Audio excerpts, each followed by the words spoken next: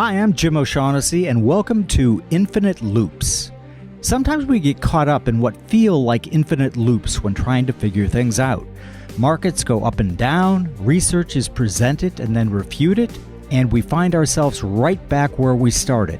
The goal of this podcast is to learn how we can reset our thinking on issues that hopefully leaves us with a better understanding as to why we think the way we think and how we might be able to change that to avoid going in infinite loops of thought.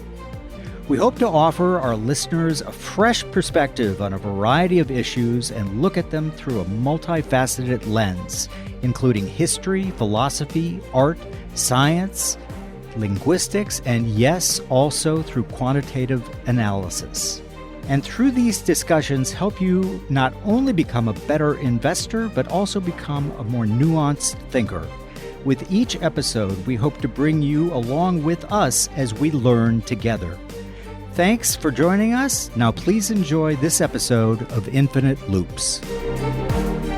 Jim O'Shaughnessy is Chairman and Co-Chief Investment Officer of O'Shaughnessy Asset Management, where Jamie Catherwood is an associate. All opinions expressed by Jim, Jamie, and podcast guests are solely their own opinions and do not reflect the opinions of O'Shaughnessy Asset Management. This podcast is for informational purposes only and should not be relied upon as a basis for investment decisions. Clients of O'Shaughnessy Asset Management may maintain positions in the securities discussed in this podcast.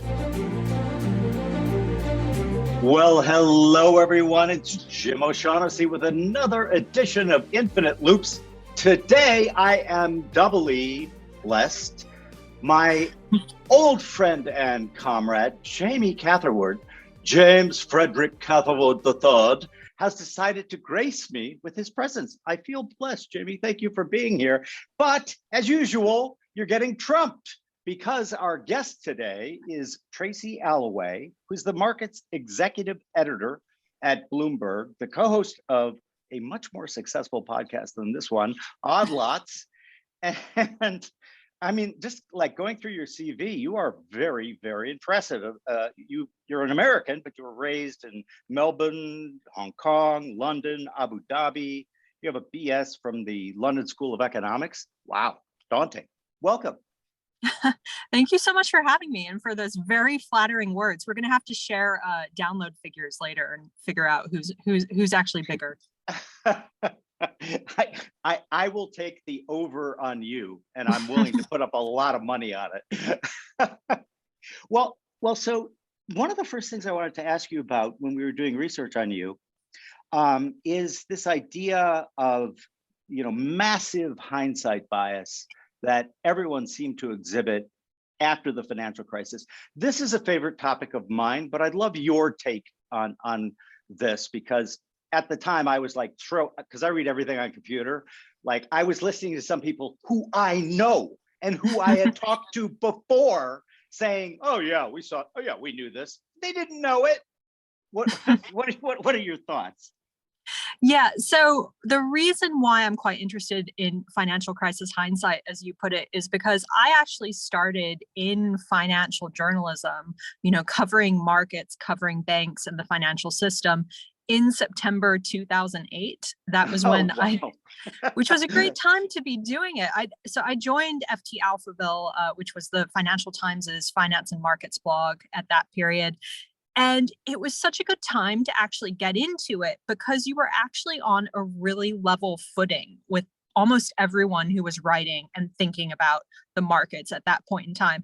No one had to consider what was going on in the repo market before, and this idea of a shadow crunch of collateral. No one had thought about, what happens if a money market fund breaks the bank? What happens if, treasury rates start going negative and things like that? It was all completely new. And it was really great to start covering it at that time because you were on that sort of even footing.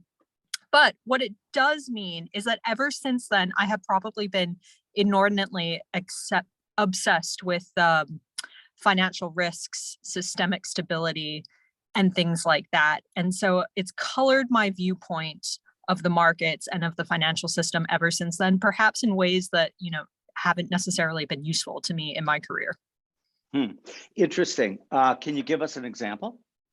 Sure. So I think after 2008, for many, many years after, everyone was on the lookout for the next big risk. And I remember writing a lot about shadow banks, writing a lot about the idea of a lack of liquidity in the bond market, this idea that credit markets were overheating, that at some point those were going to become problematic. And none of that was necessarily wrong. We saw all of that happen in early 2020 when the global pandemic caused the markets to crash and we had that very extreme reaction. It's just, it was never on the scale of what we saw in 2008. And the worst thing that could happen actually happened, which was the Federal Reserve came in and basically propped up the corporate bond market. And it was no big deal. Like, maybe we should have thought about it as a bigger deal. Like, wait a second, the central bank has come into a market that it has never had to intervene in before, come in to stabilize this market, and it's changed it forever. And you can actually see it in a lot of the risk premiums and credit now. You can see hints of what the Fed has done there, that Fed backstop. But it didn't lead to the collapse of the financial system like it did in 2008. Yeah, and what's interesting is once a player like the Fed, normally thought of as the lender of last resort, right? You know, it was in the crisis of '07, and I'm getting on Jamie's turf here. In the crisis of 1907, J.P. Morgan, the man, basically solved it by getting everyone locked up in his office and telling them essentially, you're bankrupt, you're selling to him, et cetera. And the government thought, probably not a good idea that an individual investor can do this. And so that's what actually led to the forming of the Fed in 1913. But what interests me was your comment. The Fed took actions that it had never taken in the past. They came in and put their thumb on that scale. Absolutely. In such a way that, like, you know, predicted a lot of the craziness that we actually saw. Jamie, since you're our history expert, you want to drop in a question here? I just wanted to ask Tracy about what kind of historical parallels she looked into at the time during 2008, if you had kind of started your historical interest yet, but if during that you kind of looked to the past and started researching anything that you found relevant.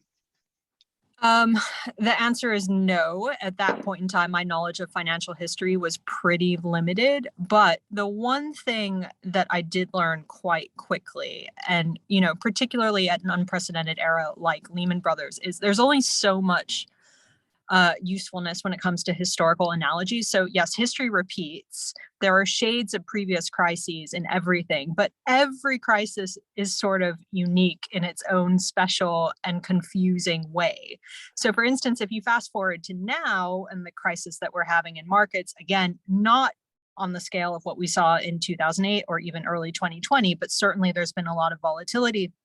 Back in 2008, everyone had to scramble to learn how financial plumbing actually worked. What was the repo market? How much did banks actually rely on it for their funding?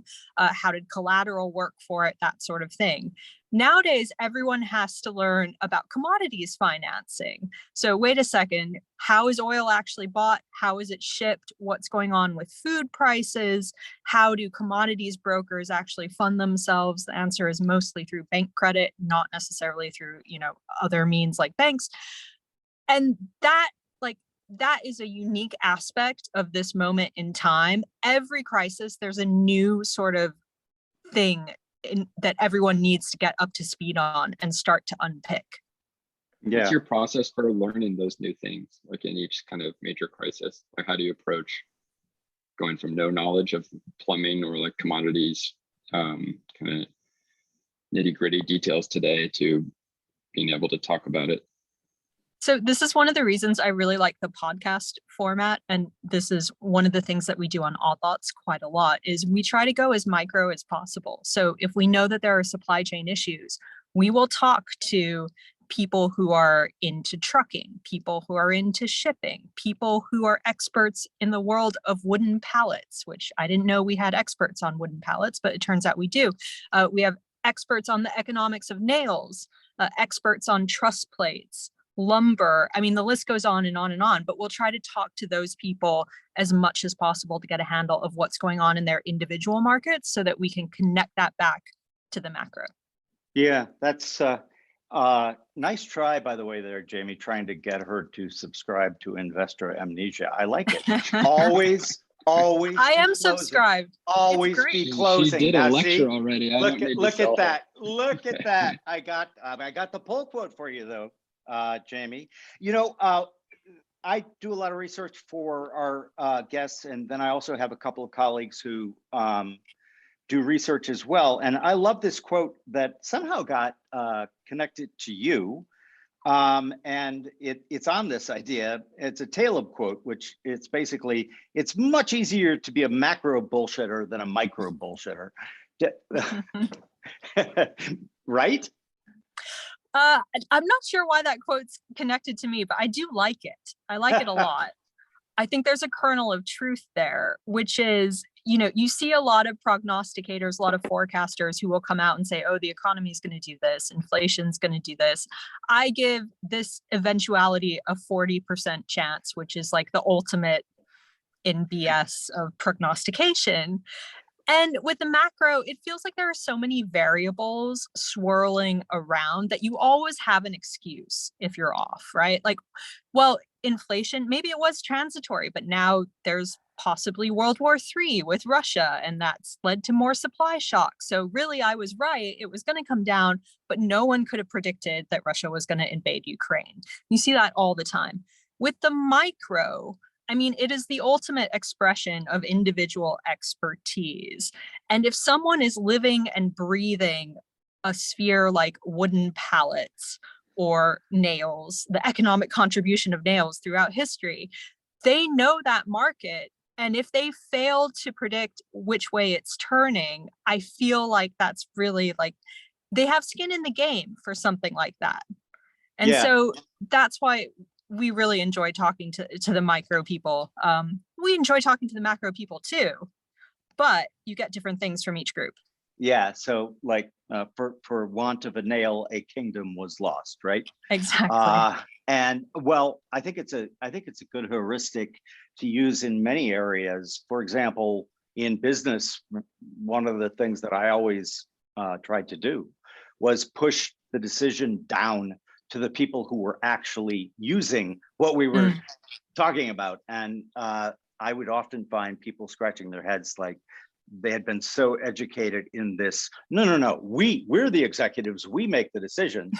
and like the beauty of having my own firm is I can say, no, that's batshit crazy. Complex adaptive systems, emergent behavior comes from the bottom, not the top. So let's see what these guys think. And when you do it, you learn very, very quickly that most of your own so-called insights about something that you frankly never do are, of course, completely wrong. And so we've saved ourselves from a lot of problems by doing that. The next thing I wanted to get your thoughts on was our very human need to see cause effect. I think, you know, that's deterministic thinking, right? And we're deterministic thinkers living in a probabilistic world. You know, hilarity or tragedy often ensue. But just thinking about things like Lehman Brothers, thinking about the crash of '87, as far as I know, and I read a lot of the academic papers, I've seen valiant efforts to take a stab at talking about what caused the crash of '87. But I was there, I was young, I was 27, but like watching the people in financial TV, like because of reasons. Nobody honestly knew. And what do you think about this whole area of the market with people steadfastly refusing to say, I don't know? Well, I can see why people do it in this particular industry. I think it's not necessarily about what people know. It's about trying to understand motivations between people and what's driving them in individual decisions. And again, this kind of gets back to the people that we like to talk to on Odd Lots, and the people that I get the most value out of are the people that understand the motivations of a particular industry or a particular financial branch or whatever. And one name springs to mind. I mean, Zoltan Pozsar, the Credit Suisse interest rate strategist. One of the reasons his research is always really interesting is because he goes out and he talks to participants in the market and he asks them, how are you feeling at the moment? You know, would you want to extend credit to a European bank that does business with Russia? How are you thinking about it?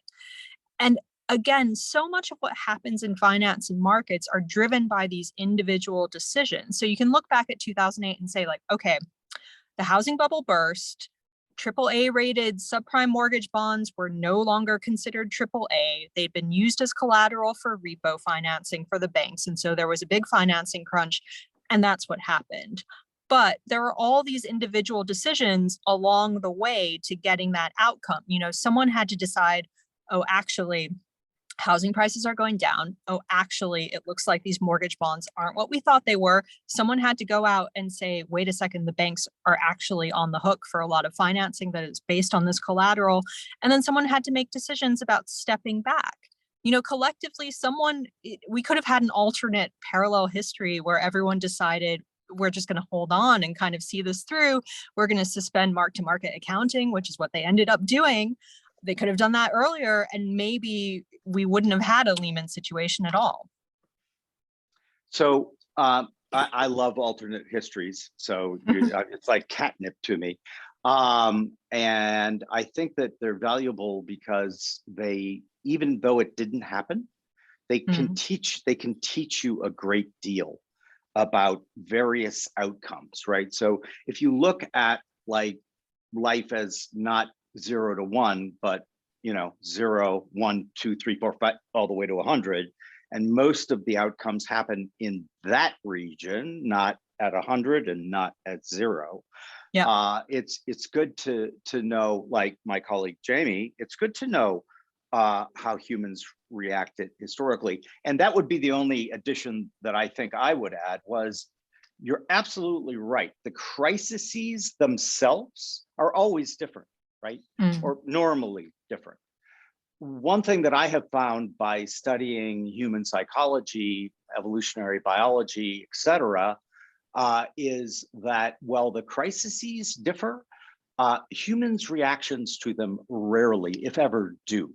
And so like our approach is essentially being a quant, and I often joke quants are the ultimate free riders, right? Because we aggregate up all of those individual decisions you were talking about because they all do matter.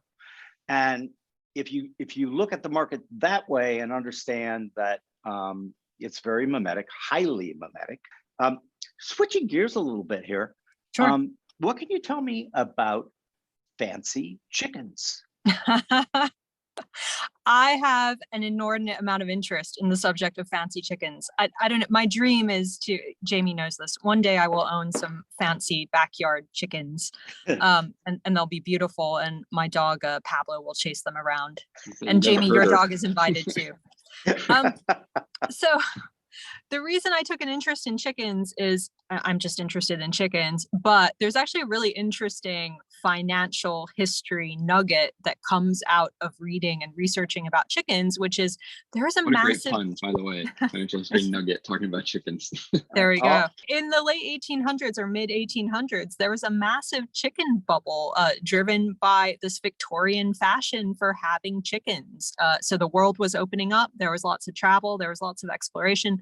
People started discovering that, you can go to Indonesia and find this really cool looking chicken and bring it back to London and sell it for a lot of money. And so this industry of collecting and breeding chickens became a thing. Prices became absolutely crazy. There were pamphlets written about this, people saying how ridiculous it was that people were spending money on birds. And, objectively, there are a lot of weird financial bubbles that have occurred throughout human history, but chickens is probably one of the weirder ones, alongside maybe rabbits in Japan and things like that, Beanie Babies. But there's actually a really interesting outcome of the chicken bubble, which is that it gave the raw materials for research to Charles Darwin, right when he was really starting to think about evolution. So suddenly he was surrounded by all these wild chickens that had been brought in from Indonesia or Asia, and he was able to breed them with domestic chickens in Europe, and then say, well, they can breed together, so they must be related, even though they're from opposite sides of the world. There's a link here. And that was one of the, foundational pieces of research to his theory of evolution that would come out a few years later. So, whenever we talk about economic bubbles, we usually talk about the economic damage that they wreak on the rest of the world. But in this one instance, we can say that actually something useful came out of the crazy Victorian chicken bubble. I love it. The idea that I have a thesis around, which is bubbles, yeah, they're horrible, they're painful when they pop, and lots of people lose their entire investment. Sure. But they leave a lot of interesting things on the ground, so to speak. I think of the .com bubble and literally a lot of the stuff that was the infrastructure, for example, that was done became incredibly useful to later investors. And I think, if you pay attention to things that you normally think are unrelated, like your example of Darwin and the fancy chickens, when I always say we're all running human OS, human operating system, and it would be great if we could, get an upgrade. But so far, Mother Nature has not graced us with one, despite aggregate societal evolution, which is a whole different thing. But I think that one of the aspects of bubbles that are really interesting is this focus of attention that people who normally wouldn't be thinking, to your version, about chickens, fancy chickens, are in fact suddenly looking at everything, maybe kind of through new eyes, and making these sort of cool additional discoveries. So that is very interesting. And I think if you kind of think like that, and you as a journalist, having looked at your stuff, I know you do, which is pretty cool. And that leads me to the other thing that you're well known for. And I actually just kind of became interested in the more in-depth part of this, but forensic accounting. When I started my career, like if I said that to another person who'd been in the market like all their life, they'd look at me like I had three heads. But it became extremely important, and I believe it's going to only get more important as innovation takes us further away. I know that that's an interest of yours, and so I guess one of the things is what I'd love to have you say is, can you give me an example of what you kind of think is the stupidest thing people tried to get away with, and then on the opposite end of the spectrum, what was the most clever that took a long while for people to kind of figure out and unwind? Oh man, I'm gonna have to a think about the clever one. I mean, well, so one clever example, and it took a long time for people to actually cotton on to it, even though it was pretty much out in the open, was Valiant and its very, very aggressive use of ad backs in order to secure more financing.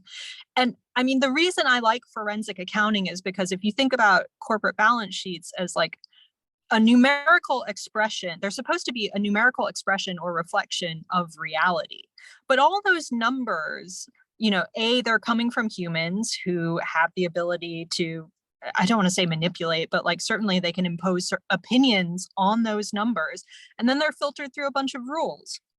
And often what's shown on the balance sheet is not necessarily a good reflection of reality. And so in the case of Valiant, what we saw was they had a roll-up strategy where they would buy company after company after company. And every time they did that, they were able to add back the value of those acquisitions onto their business and basically flatter their leverage ratios so that they could get even more financing.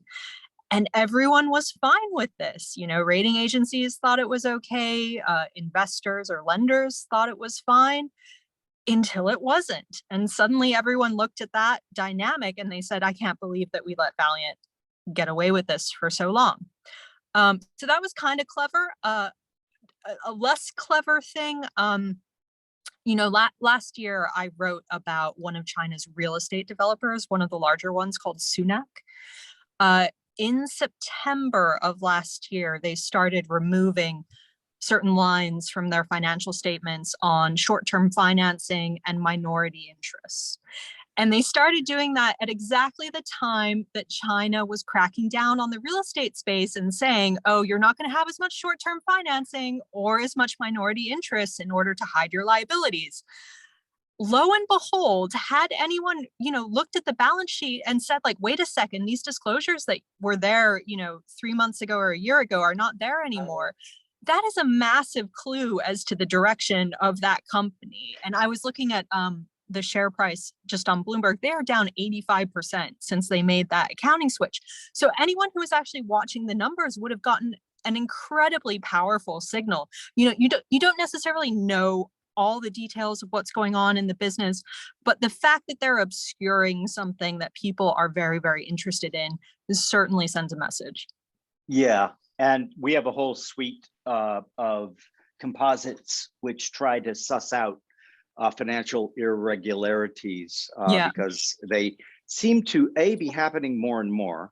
Although, the savings and loan crisis, which happened eons ago, I mean, like everyone was cheating, and the government literally had to bail everyone out. But, as you were talking, I was remembering the old Wall Street joke, which is a company's looking for a new CFO. And everyone they interviewed, they simply ask one question: what's 2 + 2? And everyone answers 4, with the exception of the woman they offered the job to, who looks at them and says, what number did you have in mind? Yeah, I mean, it's true. You can reverse engineer a lot of these things. Yes.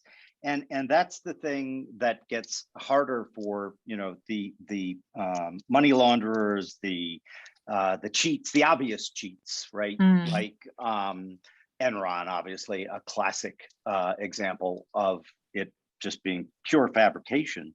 What about the connection, if you will, between forensic accounting and money laundering? Is it my imagination, or is there more attempted money laundering going on now through things like NFTs, crypto, things that aren't really well understood yet, but hopefully will be understood better? Or am I just crazy?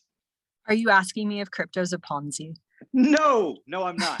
I'm asking you if you think that a lot of for example, the banana taped to the wall at the Miami Art Festival, I saw that, and my wife looked at my face and she's like, "What?" And I went, "Come here," because we often go to that. We're art collectors, and we often go, and I show her the picture, and she's like, "Okay." And she's not into finance, right? And she looks at me and she goes, "Money laundering?" So I'm not asking you if it's a scam because, by the way, for I'm very open to a lot of these new things like NFTs, crypto, et cetera, especially blockchain and Ethereum. I think that there are a lot of amazing use cases for these new technologies, but I'm kind of asking more for, like, what percentage would you guess of you're just like, I'm not going to let you trap me. What percentage? We did this with Joe too. Just went through all the things that could get people sent after him. What percentage of these NFT projects, crypto projects, do you think are actually being used actively as money laundering? I mean, I would say a decent chunk of them, but I do not have a good estimate. What I would say, and this kind of concerns me more about the crypto space. So before we launch into it, let me say I find crypto very interesting. And anytime anyone goes and says, we want to start a new monetary system from scratch using new technology, like, that is fascinating to me. And I will cover it and write about it and dig into it and find it very, very interesting. However, the problem that I see with crypto and NFTs more broadly is that it is still primarily about self-dealing. It's crypto dealing with crypto. And in fact, the whole DeFi space, all the stable coins that are now invented, they're basically synthetic dollars in order to enable people to stay within the crypto ecosystem. So, putting fiat into an exchange can be a difficult process. Taking it out can be a difficult process. You have tax liabilities that you have to think of. If you're laundering money, you have legal liabilities that you have to think of. And so almost all of crypto seems to be focused on keeping people within the crypto space. And it's lending crypto for crypto purposes. It's NFTs, a buyer of an NFT will sell it to another buyer of an NFT. Like, it feels very self-referential and very self-dealing-ish to me. I haven't yet seen like an outside realistic economic purpose for a lot of this activity. I've heard a lot of talk about what it might be able to do. I have yet to see it really in action. Yeah, I think that I'm still studying both crypto and NFTs. We did an experimental NFT here, and then my friend Alex Danko lectured me about how I was wrong and how I was right.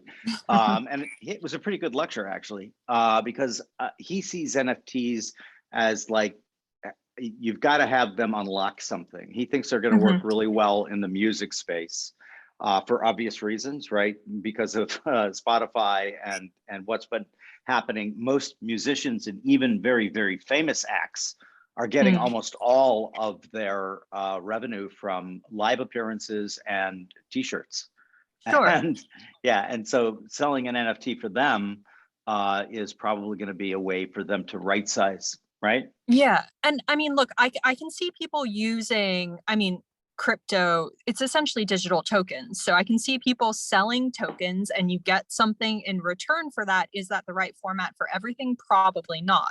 Where I do start to question it is for things like art, digital art, because when you're buying an NFT, and this has come up numerous times on off-lots, but when you're actually buying an NFT, you're basically buying a ledger entry, right? You're buying a number that points you to a ledger entry that says that you own this thing.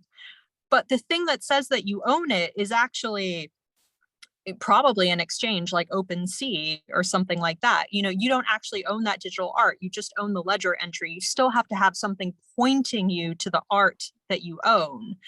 And that's where I question the use case of blockchain technology in NFTs. Like, what are you actually buying? Is it the thing that you think you're buying? Yeah, I one of the on-running jokes, of course, is I just right click and I'm saving your NFT that you paid 62 million for. Right. I don't be a right clicker. Don't do it. I agree, but I think that that's a bad example. I mean, it's a good joke, but it's a bad example because you don't actually own it. You own a JPEG, and it's worthless. What your point about the pointing brings up the whole authenticity. How do you actually get it? Like, one of the ideas that I had around NFTs is like deceased musicians, like John Lennon, for example. I know someone who works for the family, and like there is this huge archive of Lennon's work. Like, I'm a Beatles fan, so to me they're priceless. But like poems and drawings he did and everything.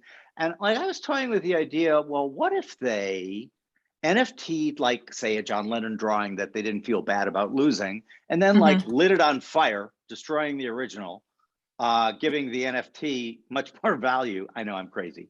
But like, even then you run into the chain of ownership and how do you actually get that? So yeah.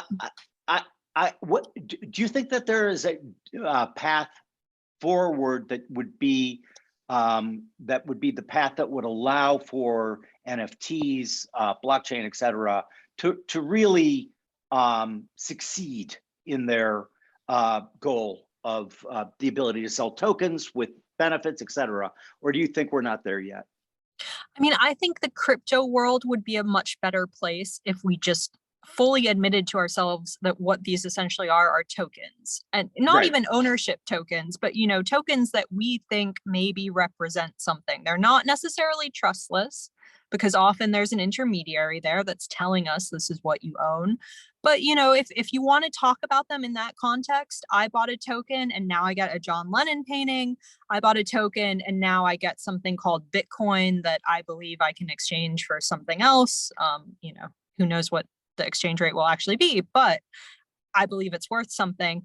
That to me would be a lot more intellectually honest than saying you bought an NFT, you now own this JPEG, which isn't necessarily true, or saying that you bought this cryptocurrency and now you have a claim on the US dollar that is X. Like that would immediately make the space, I think, much more open and much more useful in many ways. Yeah, I agree. And like your colleague Joe called me, what did he call me, Jamie? A techno anarchist, something like that.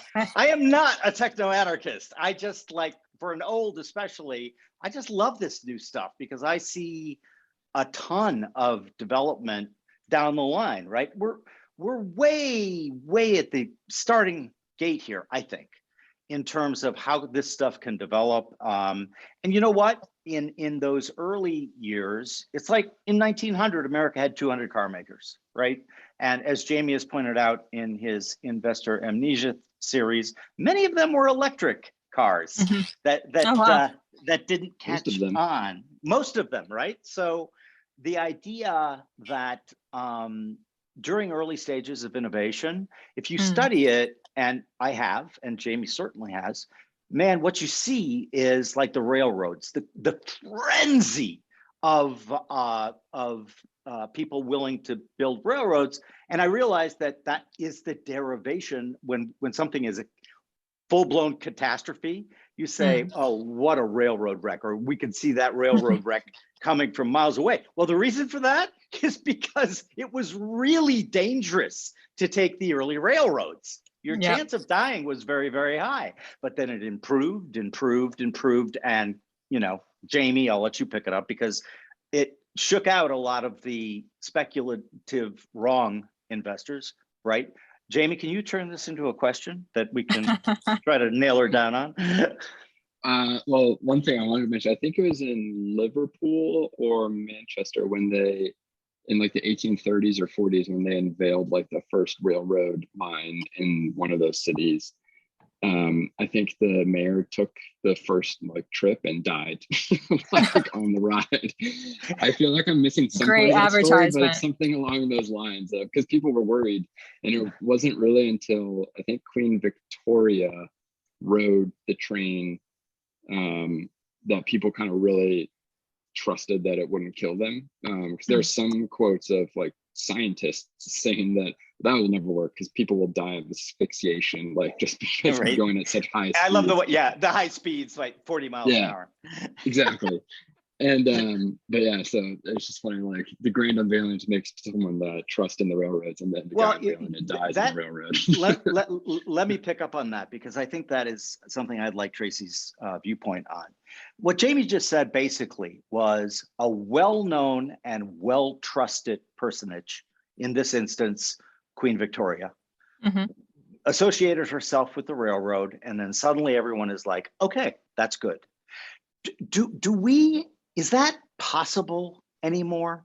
Or have we so atomized the world that like the Queen of England associating herself with something, we'd be just like, yeah, whatever. So this is something that I think about a lot, which is one of our very early episodes was with an archaeologist called Arthur Demarest, who he's often described as, you know, the real Indiana Jones of archaeology. He's out in Guatemala or wherever digging pits and I don't know, fighting off snakes and that sort of thing. But he came on a couple times really in the early days of Odd Lots, to talk about his research into the collapse of civilizations. And the thing that he pinpoints a lot of collapses on, particularly in South America, is this overextension into complexity. So the societies become too complex to function, both on a sort of a societal level, the way people are interacting with each other, but also on a logistical and supply level. So the way the cities are actually supplied from outside. and the difficulty of getting resources in as you get bigger and bigger. And this is something that I think about a lot. Like, I think there's a very fractious media environment. My dad's American. I just got back from visiting him. We watched a lot of Fox News and other alt-right content, and I can tell you it is polar opposite to what I'm seeing elsewhere. And when you have an environment like that, it becomes very, very difficult to be on the same page and to have those conversations about what is possible and what's reasonable. And again, like, just talking about my dad, I can tell my dad emphatically that this is the reason that inflation is happening, or this is how I see price pressures. This is what's caused them. But the story he's getting from elsewhere is completely different. And even though he knows me and presumably trusts my judgment, or maybe not, he's probably going to listen to the Fox narrative for me. It's very hard to come to consensus. Yeah, so that's one that I've done a very, very deep dive on. And that's happened all the time. It's not recent. It's literally a description of human OS and our desire to tribe up, to join a certain tribe that we believe is going to succeed, that we believe is going to be able to, in the hierarchy of tribes, outdo the other ones. And then once you're in that tribe, the othering of everyone else. And it's something that, when I went into the research, I thought, this has got to be new. No, it's not new. It's as old as humanity. And does it feel to you like it's gotten more extreme recently, though? Well, so one, does it feel to me? Yes. I stopped watching TV news 10 years ago, and I stopped watching it because of what you mentioned.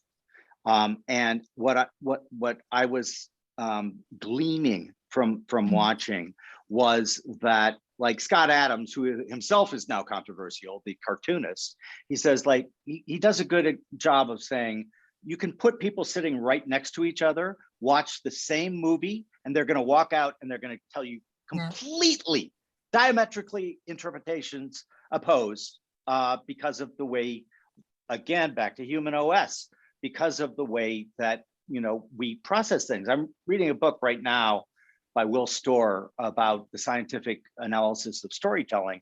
And he's got a wonderful thing that I've been trying to, like, find as many references as I can, which basically he says, we're all hallucinating our own reality. And what we're trying to do is we're trying to make sense and try to create a cause and effect, right?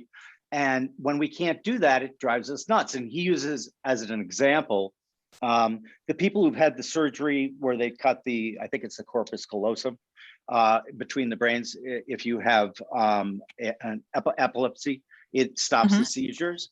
And one of these tests, you got to admire the ingenuity of these PhD candidates. One of the tests was for these people, they can function normally in life. But what they would do is they would hold up a card to the right side of the person's brain, right? The on the non-link that doesn't link to language, right? They'd hold up a card that says walk.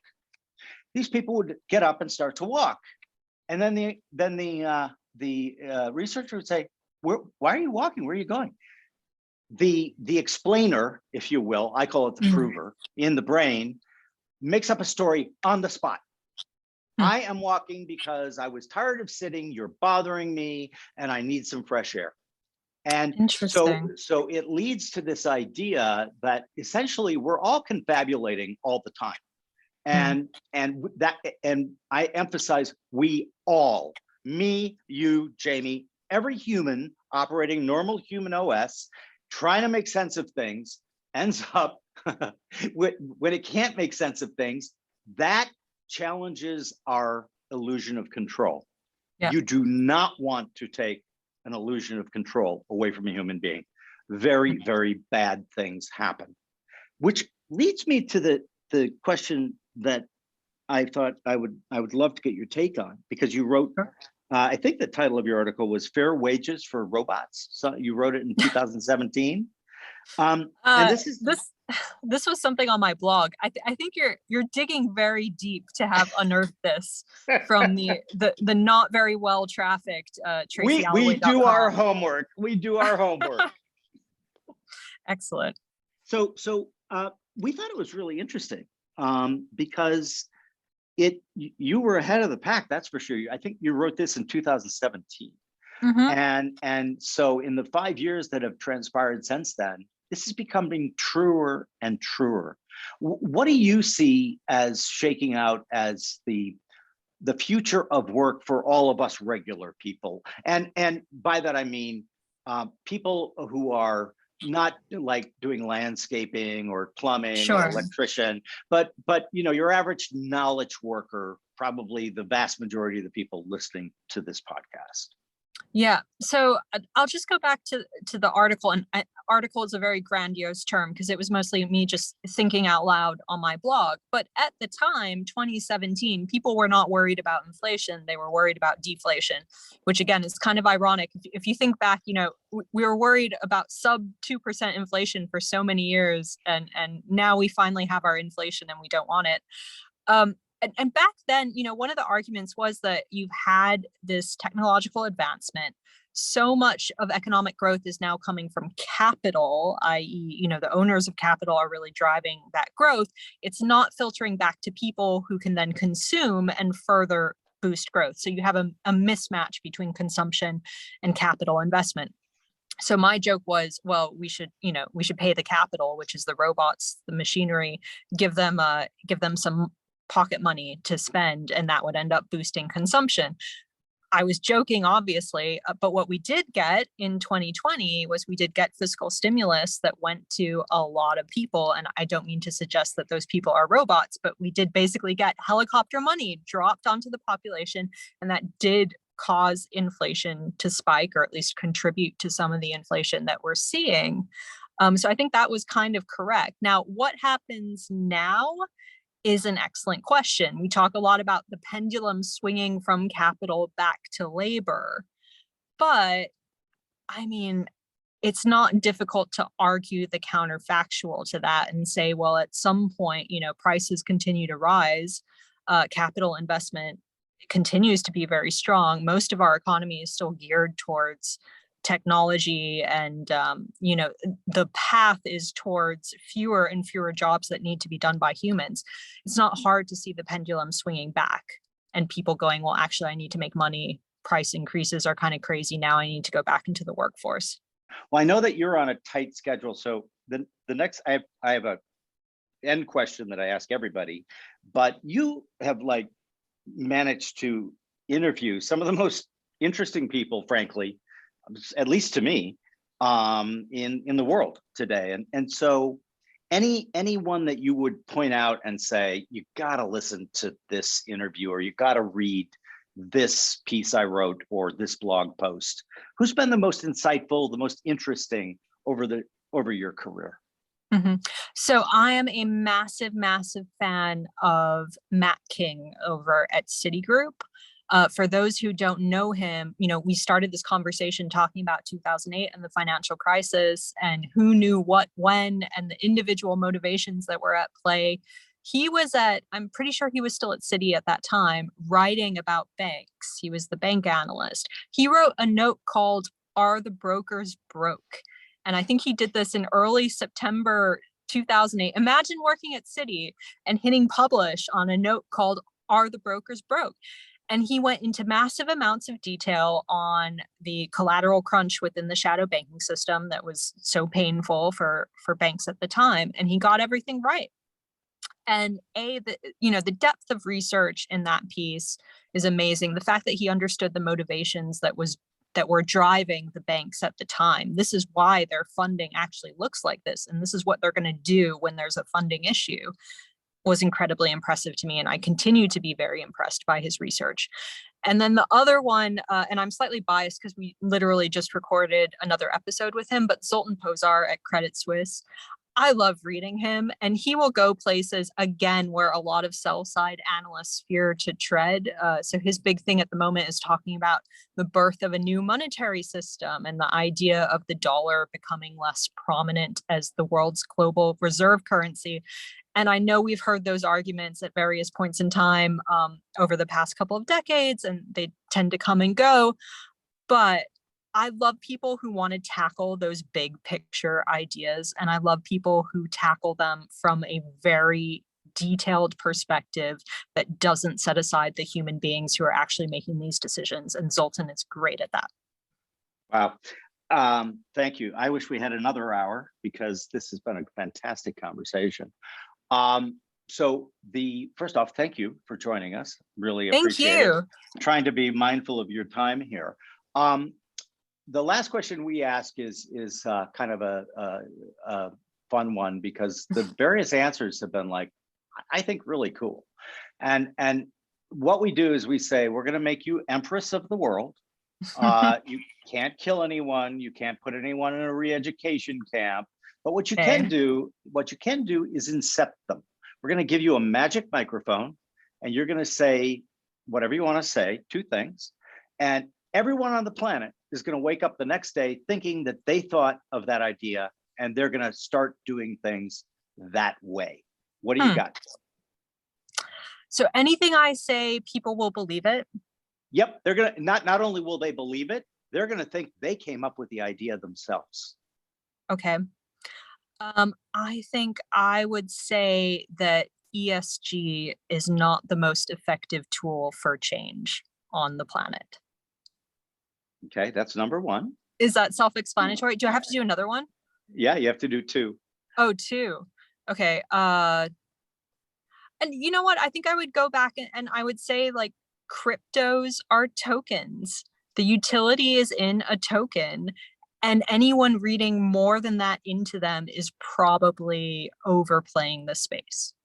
Wow, that's a really there are 2 communities that aren't passionate. It's ESG and crypto. So I'm sure. Yeah, I know. I'm just thinking about all the Twitter pushback that I'm about to get. Who can I piss off?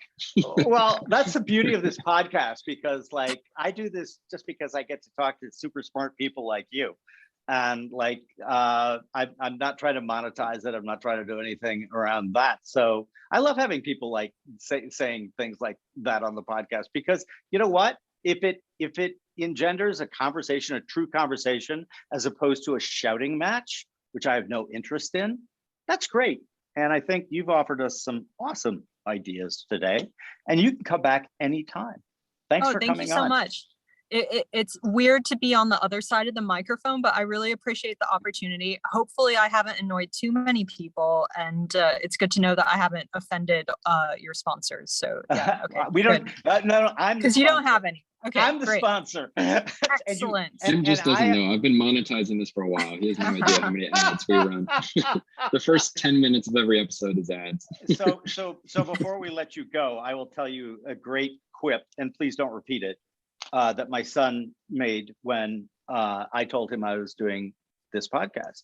And he's like, Dad, what the fuck? Why are you doing this? And I'm like, because, I want to I have this opportunity to talk to really smart people. You know how I feel. I love to learn. And he's like, so what are you going to talk about? I tell him the topics and he goes, oh, okay. So it's going to be a rich guy podcast, right? And I'm like, well, no. And then he looks at me and he goes, well, you do know, Dad, that I am a much better host, but what I will give you is you're a better guest. So oh, wow. I know how you feel. Yeah. Well, I honestly, I really do appreciate the opportunity. It was really good fun.